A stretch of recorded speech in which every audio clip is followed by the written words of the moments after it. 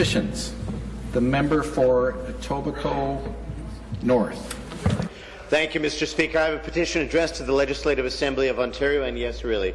Whereas virtually all legislatures in Canada have fully embraced digital technologies, whereas digital communications are now essential for members of Parliament to conduct their business, correspond with constituents, respond to stakeholders, stay in touch with staff, store data and information securely, keep ahead of the news cycle and to remain current, whereas progressive record-keeping relies on cloud technology, remote access, real-time updates, multiple-point data entry and broadband, wireless and satellite technologies, whereas there is more to full exploitation of technology than having email, whereas the Legislative Assembly of Ontario has been considering the value, utility and usage of digital devices within the legislative precinct and within the Chamber of Parliament itself for several months, whereas this consideration of digital empowerment of members continues to be unresolved, on hold, under consideration, and the subject of repeated temporizing correspondence between decision-makers and interested parties,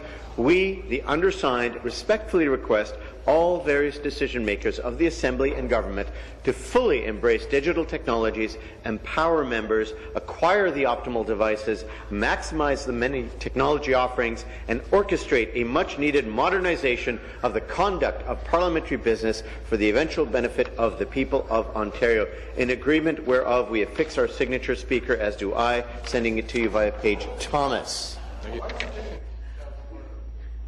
Thank you very much. Petitions. The member for Leeds Grenville. Thank you very much, Speaker. I want to thank Carolyn Labuto for getting this petition into my hands. It's a petition to the Legislative Assembly of Ontario, whereas cystic fibrosis is a multi-system genetic disease primarily affecting the lungs and digestive system, whereas 1 in every 3,600 children born in Canada has cystic fibrosis, making it the most common fatal genetic disease affecting Canadian children and young adults.